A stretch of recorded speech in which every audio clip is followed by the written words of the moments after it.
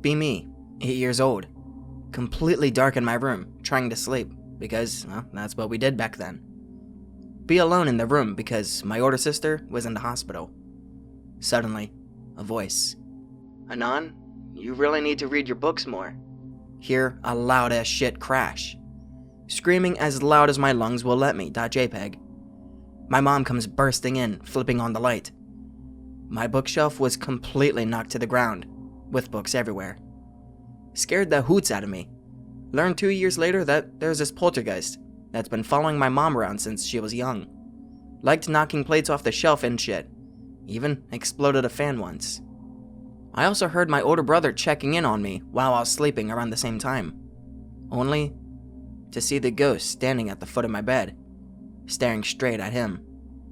But that's only what I heard. My grandpa would never go in his attic, would never tell us why. Me and my siblings grew up not really questioning it. All of us just knew that Pop wouldn't go in the attic. Whenever he needed something from it, we would go and get it for him. Totally normal attic, never got any spooky vibes from it. Years later, Grandpa dies.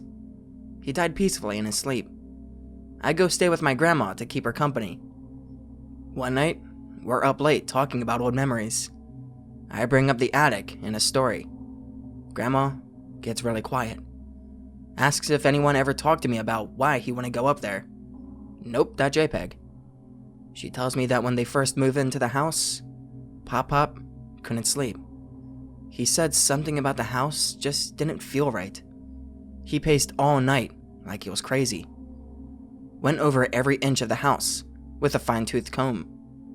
Grandma is really worried but doesn't say anything. One night, he goes up into the attic. She hears him start screaming. She sprints up to the attic and finds him curled up in a ball. He's sobbing. Grandma asks him what happened. He looks up at her and tells her he figured it out. He points to where the eaves of the roof narrow down toward the far end. She looks. There's nothing there. Then she looks closer and sees something she can't really describe or explain. All she could compare it to was origami. It was like space was folded up on itself. The angles were all wrong. She said when she looked at it, she could feel herself going crazy, like something inside her was melting. She drags Pop down the stairs and puts him to bed. He sleeps for 2 days. When he wakes up, he says he'll never go into the attic again, as long as he lives. Never says another word about it. Ignores Grandma when she brings it up. Grandma goes quiet, and I don't say anything. We moved on to other stuff, and she hasn't brought it up again since. Turns out, most of my family knows. That part of the attic has always been blocked with a huge old burrow. And now, I know why. Alright, if my memory serves right, this is how the exercise works. Number 1, take a photo of your face and make a color print out of it. Make sure its proportion is the same as your head size. Number 2, cut out the eyes in the printout. Number 3, go to a mirror in a room where it can be dark with a light switch nearby. Number 4, hold your photo in front of you and have it face the mirror. Now, look through both holes in the photo and stare into the mirror. Make sure the photo isn't too close to your face. Number 5, turn off the lights and stare for a good 5 minutes or longer for best results. Number 6, when you think it's a good time, put the photo down, turn on the lights, and look into the mirror. You should see results right away. Number 7, the results vary each time you do this, and the effect depends on what you think about. Negative thoughts will lead to unpleasant and horrifying experiences. Positive thoughts lead to pleasing and happy experiences. Now screenshot this and spread it, and maybe it will be given a name then. When I was a little kid, about 6 or 7 years old, I had these reoccurring nightmares. I would dream I was running through this small forest near my house, which has a whole load of creepy shit on its own, but that's another story. And something would be after me. I'd never see it, but I would feel it. And it was that horrible feeling of dread you get when you just know something is horrifically and completely wrong. I would be too terrified to even scream, and I would run down my street and to my house, getting in through the front door just in time. Whatever was chasing me would then bang on the door hard enough to shake the entire door in its frame. And then, I would wake up.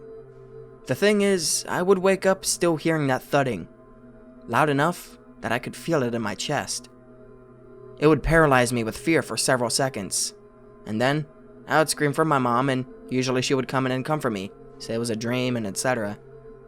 However, one time, I woke up and heard it and went to scream for her, but she was already running into my room, a look of complete terror on her face. Before I could tell her what was happening, she said to me, "Shh, stay quiet. I hear it too." This is a true story, so sorry if it's not exciting enough. This is about something me and my brother would call the Radio Man. My grandparents lived down in this big lake community in Florida, and my family would go visit them during breaks. Anyway, my brother and I would just always go out and explore the woods and shit. They always warned us about snakes and alligators and all that shit, but they knew and trusted all the people who lived there. So one day, we're just clambering through the swamp trees, and we hear someone talking over in through some trees, so we go to investigate. There was a man in a big coat hunched over in a clearing, talking to himself. But he talked funny. His voice kept jumping to different inflections and accents as he talked. When we talked about it later, my brother said it reminded him of when you scan through a bunch of radio stations and only get a few words from each, almost like a big weird sentence. Hence the name, Radio Man. The guy heard us or something because he turned and looked right at us. And he was all fucked up. The best way I can describe his face is a lizard face that got put through a blender. And he started walking towards us and saying, "Hello? Hello? Hello?" in his creepy-ass voice. And we just fucking booked it. We were far as fuck from home, so we just ran together for like 5 or 10 minutes, and then hid in a big bush that you couldn't see through. But even though we hid, we were excited and scared, and were basically yelling to each other like idiots, saying shit like, "What was that?" We were only in the bush for like a minute before it happened. The thing started fucking climbing into the bush with us. It wasn't even saying anything. It was just like softly moaning and grunting with that same weird fucking voice. We shit ourselves and started screaming, and both just shot out of the bush and literally ran as fast as we could all the way back home. Our grandparents and parents to this day think we're full of shit. Looking back on it, it was probably some sort of deformed, retarded guy who just didn't know any better. My brother suggested once that maybe it was a guy who got shot in the face and it fucked up his brain, which would make sense. But who fucking knows, right? It was still fucking horrifying. We never went adventuring in those woods ever again. I still wouldn't. Fuck that shit.